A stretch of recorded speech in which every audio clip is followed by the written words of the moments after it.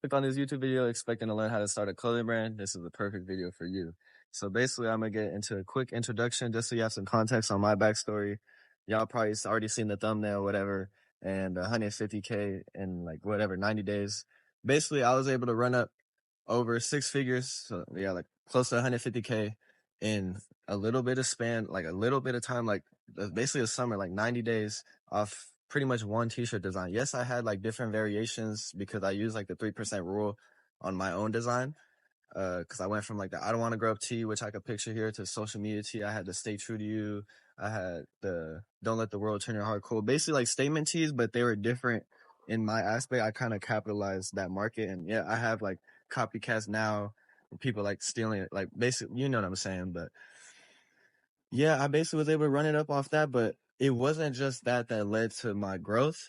A lot of y'all don't understand that it takes months and maybe even years of input to finally get an output. So that's like that's lesson number one, is that this clothing shit, I promise you that if you put the work in and you put the work in the right areas, you will receive results. But it's just really a matter of how much are you going to put in without getting anything back in return. So that's why it matters the type of person you are, because it's in reality it's delayed gratification. So I'm gonna tell y'all this right now. If you're not gonna work hard, if you're gonna think this shit's easy and this just Hellcats and penthouses and rainbows, then you might as well just click off the video, because it's not easy. I'm filming this video right now for content. I have like 10-20 minutes before I have to go on a meeting, and then I have an interview, and then I'm gonna go shoot content, and I just have to deal with shit with my bank. And y'all see me this wife beater all stressed out and shit. Like it comes with it, but it's worth it. So you want to learn how to start a clothing brand. All right, let's get into step number one. Step number one, you're not just selling clothes. We said you wanted a clothing brand, right? Okay, so why is there so many brands just selling clothes?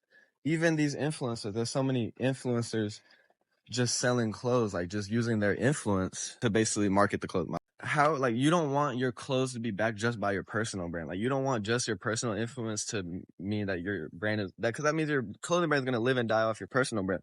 And that's if you have a personal brand, which is low-key harder to build than a clothing brand, because that means you have to make your life interesting enough for people to want to see your life, rather than if you just make interesting clothes, which is like what I did.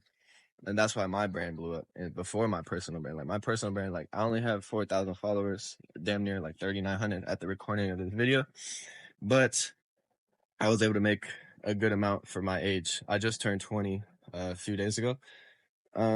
But yeah, we got to get the branding down. So if you're gonna have a brand, how are you gonna have a brand if you're just like selling random products? Like you're just like, at that point, you're just like listing hella SKUs as an item. But if you're just putting a bunch of items on your website and they don't have really any like cohesive meaning, like if I can't look at one product and tell like the similarity, it doesn't even have to be really like a similarity with the actual product, but with the meaning and message behind it. It's kind of like Nike.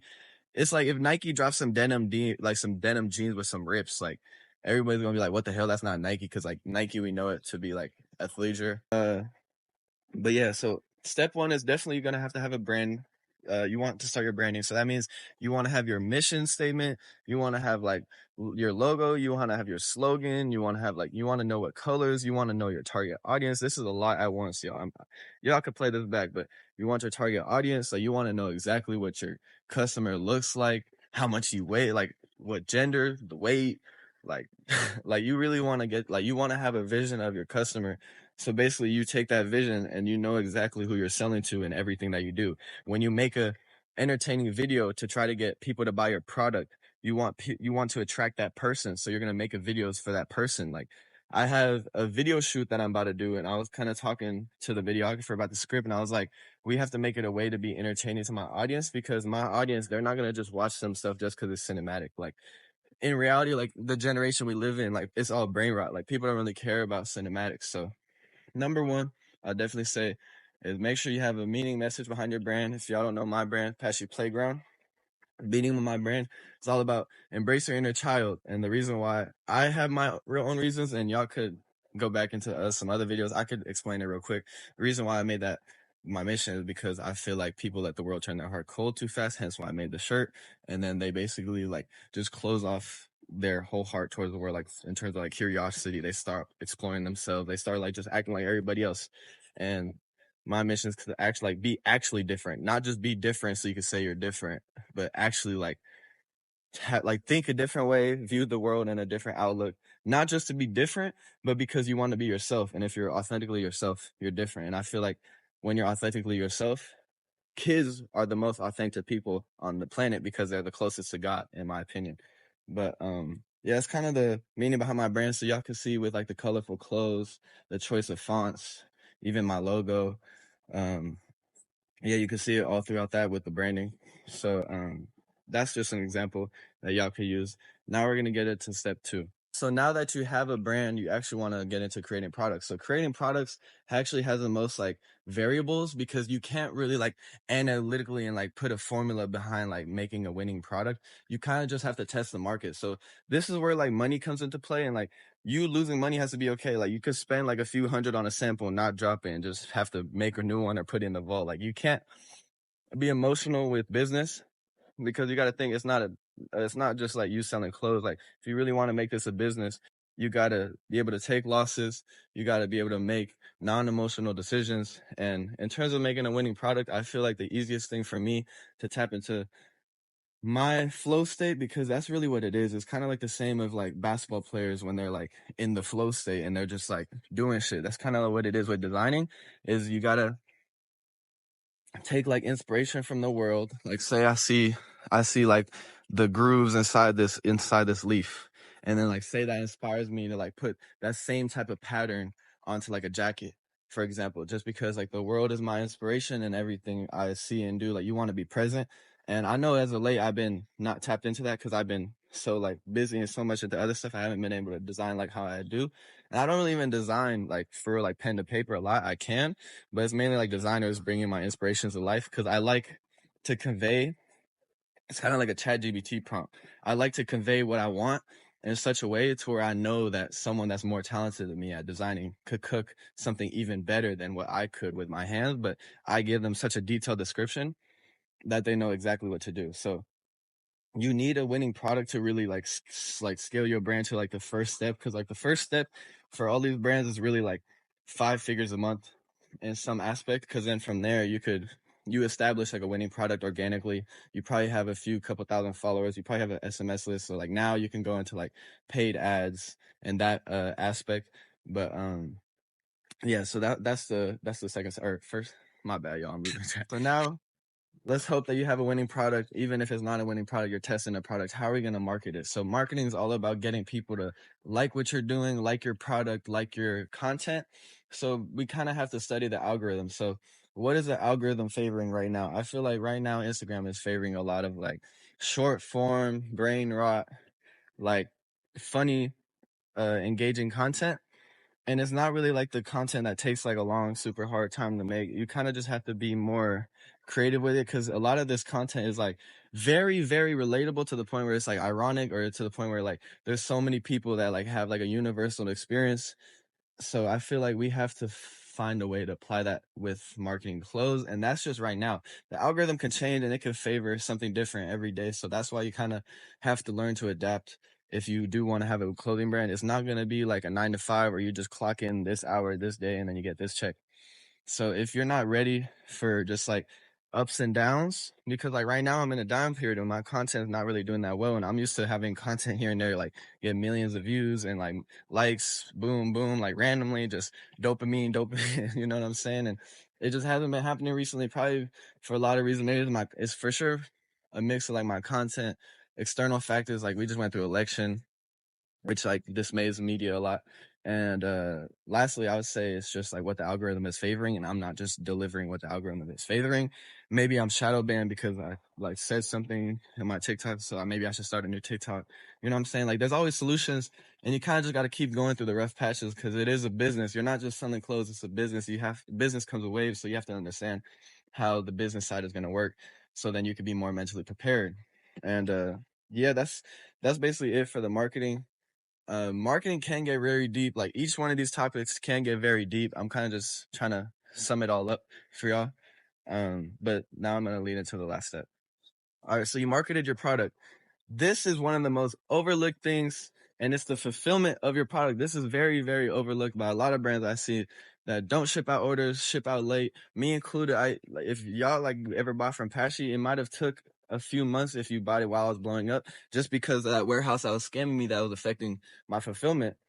Because they were delaying shipping, like putting others' orders in front of me, like doing a bunch of shit wrong, and just affecting my business. And I was just too naive to see it because I wasn't looking at it like a businessman, and they took advantage of me. But obviously, I learned, and now my shipping's back to being good. But fulfillment of your items, customer service, so like responding to emails, getting virtual assistants, that's so big because it ultimately leads to your returning customer rate. So if you really think about it, most people don't really shop with like too many brands. Like, I don't really like shop with a brand for the first time too many times because it's a risk. So if someone takes that risk and they get their order back on time and it's like good quality, good customer service, they're most likely going to come back. And that's what we want. We want a longer, it's called a long-term, some like long-term, like customer retention, like basically like you could track and you can measure how much. Oh, lifetime. It's called lifetime customer, some shit. But my bad, my bad, y'all. Lifetime. Fuck, bro. Damn, my brain don't work.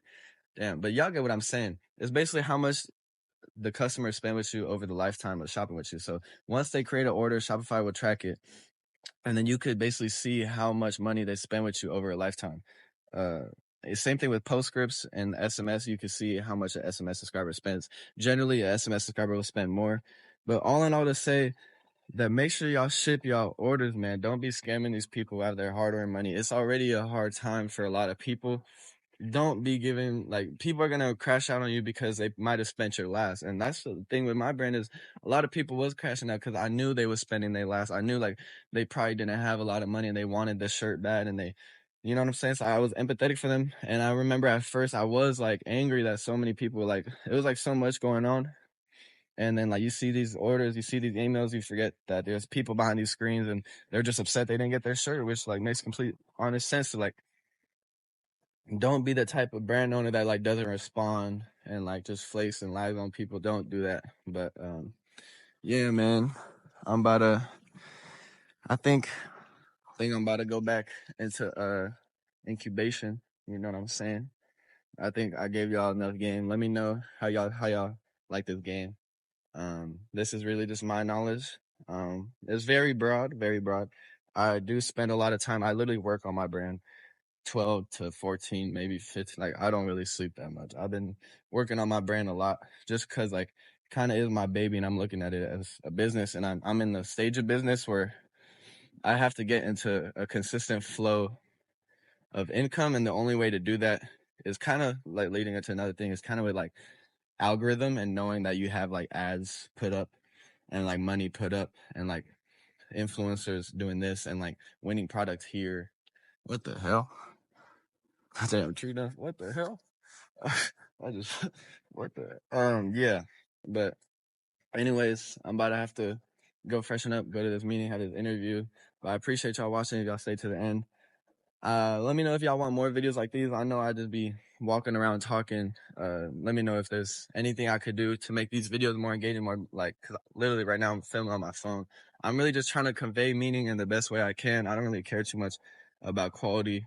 I haven't been like having editors or anything, just because I want to basically provide value in a quick time span. Like, I'm always rushing these videos just because my life is busy, to be honest. And yeah, that's basically it. I appreciate y'all watching. Make sure you like, comment, subscribe, and I'll see you next time.